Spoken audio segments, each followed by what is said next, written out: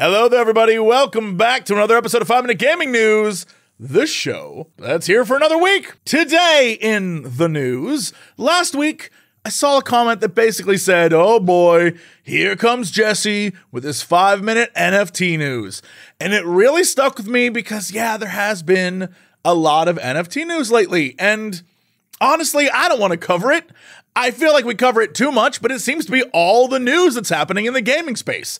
And so I said to myself this weekend, Jesse, we're not going to cover NFTs this week. We're not even going to look at them. We're not even going to think about it. It's going to be an NFT-free week. And then this happened. First, Game Rant reported that Blizzard has been sending players a YouGov survey, and one of the sections on that survey is about NFTs and crypto, asking if participants would be interested in them being introduced in Activision Blizzard games. And as soon as that started to pick up traction and get reported more and more, the president of Blizzard Entertainment responded with a, no one is doing NFTs. But then, like, why are they asking the question? And then second, at the same time, Square Enix's president, Yosuke Matsuda, in an interview with Yahoo Japan, said he believed that focusing on traditional games wasn't enough, and went on to say, until now, in most games, we provide the content as a finished product, and the players played the content. However, there are a certain number of players in the world who want to contribute to making games more interesting by creating new settings and ways of playing. And that doesn't seem too bad. He then added, in the future, we want to utilize the power of these people to create games that will continue to evolve. If instead of relying on goodwill, we can also provide incentives to those who contribute to development by utilizing technologies such as the blockchain, there is a possibility that innovative and interesting content can be created from the ideas of users. But why though?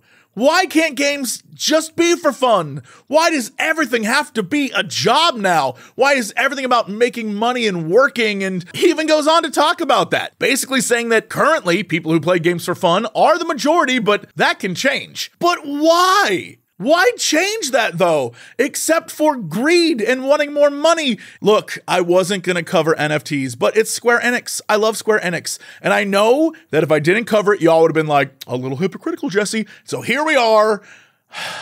Why can't games just be for fun? Speaking of corporate greed destroying player goodwill, this week we learned that Microsoft is looking into putting real-world ads in video games. Business Insider reports that Microsoft wants to work with ad tech companies to create some sort of way for advertisers to buy and place ads in free-to-play games, according to people who are reportedly involved in the planning. Apparently, the plan is for these ads to appear as something like a billboard or in a place you'd expect to see them in the real world. These could potentially even be audio ads playing over a radio or maybe even a video, for example. Business Insider was unable to confirm if any actual pitching has been done to companies about buying ads. However, it appears to be happening and is expected to launch later this year. I'm actually really interested in what you think about this and have some thoughts that you'll leave in the comments below, because honestly, ads have been in games for a while now, especially if you're playing a sports game.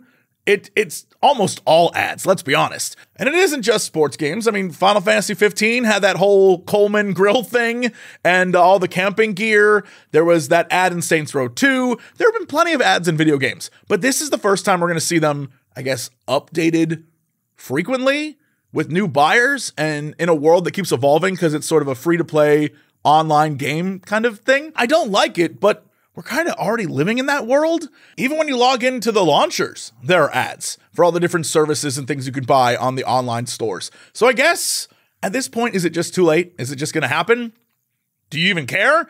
I would love to know what you think. Anyway, it is Monday, so it's time for this week's releases. Tomorrow, it's time for Iron Oath. Take command of a mercenary squad, hire recruits, manage operations, and build your company's renown. As you progress, the years change in the world with it, and your actions in the past have ramifications for the future, so I'm sure everything will be just fine. On the 20th, if you own a Switch and you like Star Wars, The Force Unleashed makes its way to the console. Play as Darth Vader's secret apprentice, hunt down Jedi, use over-the-top force powers with your Switch controllers, and then have a moral quandary over all that murder. On the 21st, if you're looking for a weird game that may depress the hell out of you, the Yogscast is releasing a new title called Trolley Problem Inc. Imagine a game where, thanks to a good bit of British humor, you solve the infamous trolley problem over and over until you question all your choices and lose your moral compass. The Yogscast. And finally, on the same day, Leela Sky Arc releases a trippy game about helping a psychedelic world and preventing an evil conductor from destroying all things musical and magical, fight bosses, solve puzzles, and bop your head to the music. Published by the same nutballs that gave you Turnip Boy Commits Tax Evasion, so you know it's gonna be a trip. Speaking of trip, thank you to everyone who took a trip over to patreon.com/Jesse Cox. Yes, that's where I went with that. Especially Margus Kurz, Claudia Eastwood, and Tom Davis. That's it for 5 Minute Gaming News. Thank you for all the support and the comments and the thumbs up and sharing it and the subscriptions. It means the world to me. We're so close. We're so close to 1 million. Anyway, that's it. And I'll see you tomorrow.